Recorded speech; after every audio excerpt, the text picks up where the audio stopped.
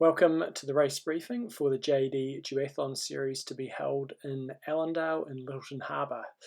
You can see here the schedule, which we will stick to unless you're otherwise notified. A few pre-race information notes. If you've done previous races this season and you have your race number, you retain that number and you do not need to re-register.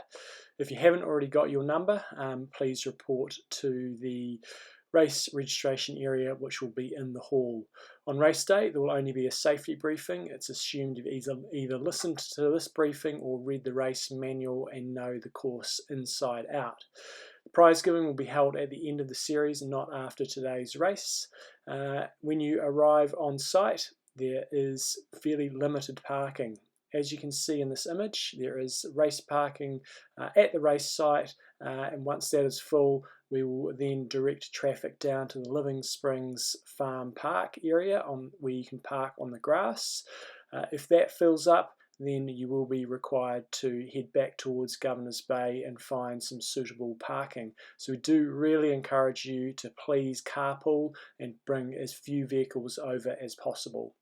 When you do arrive, racking your bike, there will be one bike rack for all events. We will have a separate area for the youth race.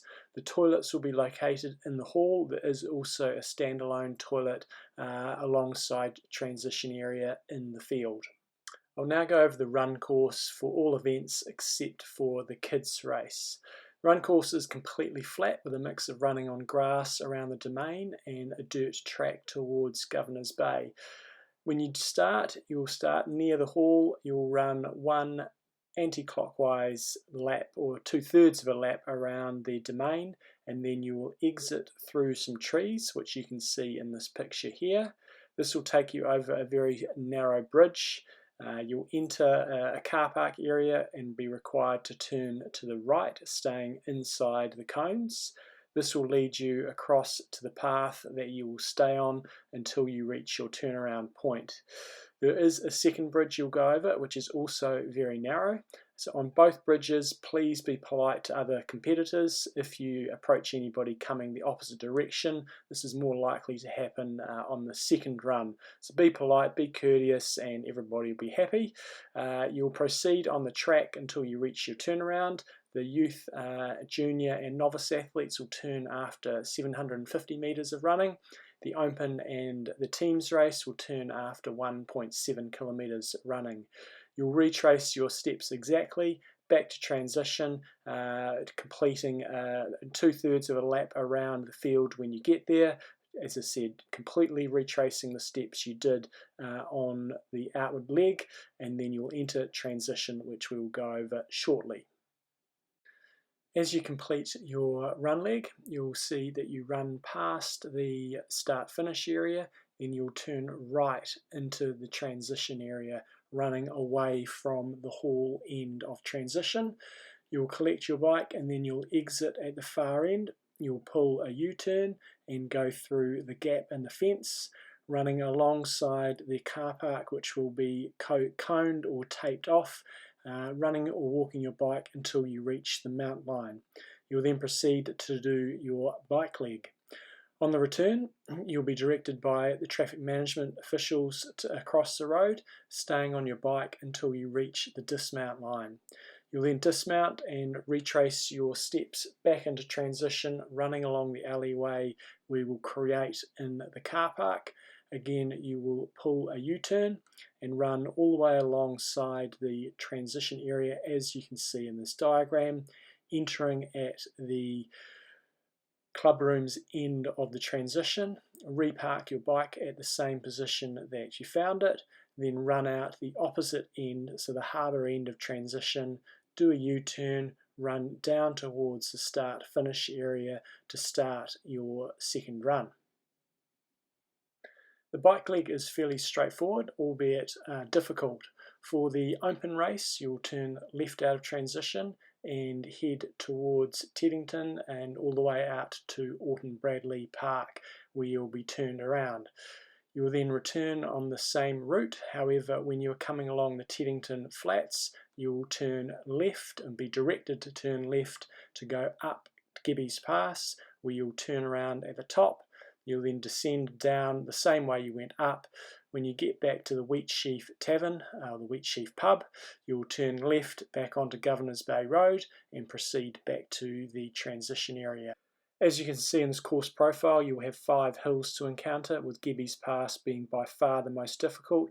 If you have got the opportunity to go and train on the course beforehand, we would strongly encourage you to do so. For the junior, youth and novice race, your course is slightly easier.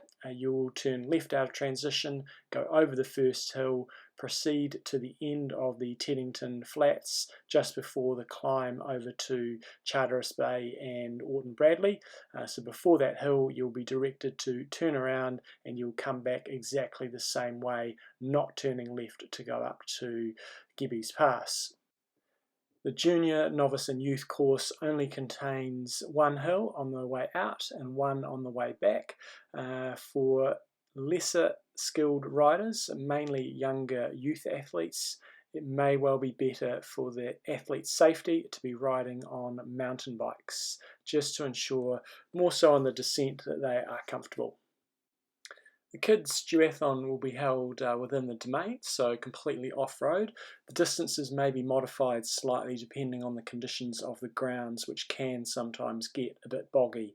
They will be also doing a run-bike-run format. The first run you will see on this map will be 1 lap of the course. The bike is where we may have some modification depending on the conditions. They'll be riding between 2 and 4 laps on the grass, with the number of laps subject to the conditions of the grounds and also the children's age. For 5 to 7-year-olds, they'll either be doing 2 or 3 laps, and for 8 and 9-year-olds, they'll be doing 3 or 4 laps.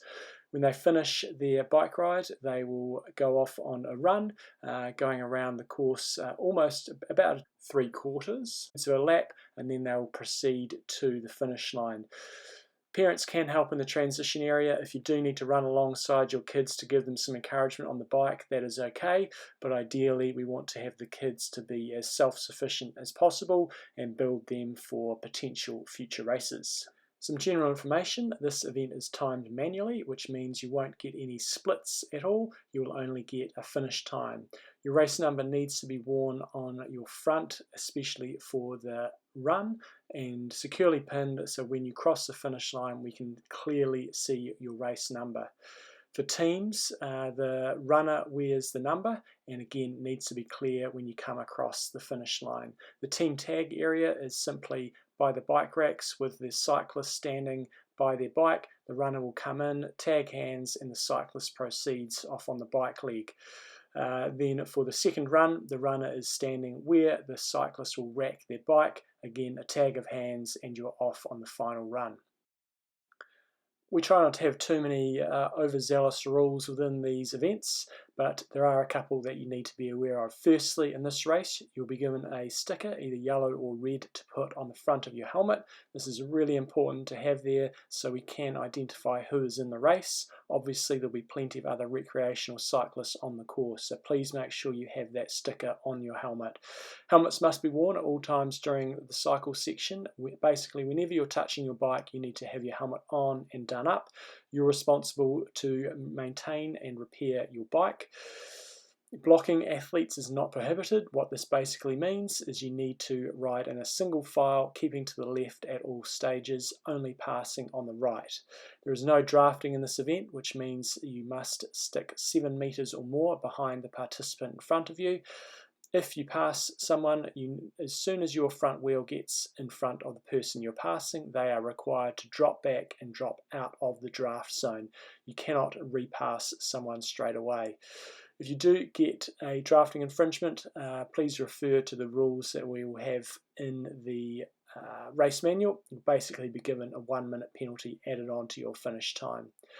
On the run course, you need to wear your number at all times on the front, and all the way through the race it is definitely prohibited to wear any headphones or any music devices of any description. It's ultimately your responsibility to know the course, and you must obey any instructions given by marshals or traffic management officials.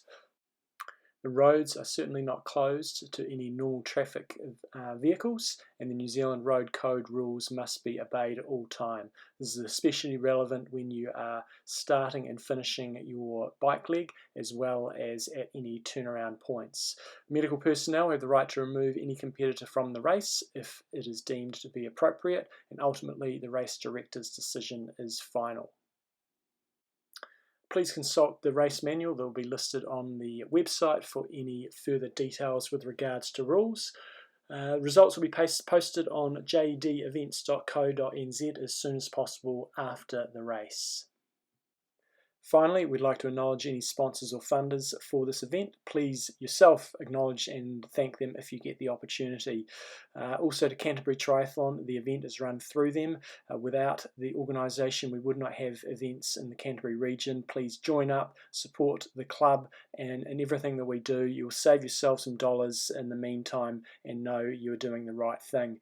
To our volunteers, thank you very much. Please, everybody, consider volunteering for one event per year, and this will also ensure that our entry fees stay low and you're also reinvesting back into the sport.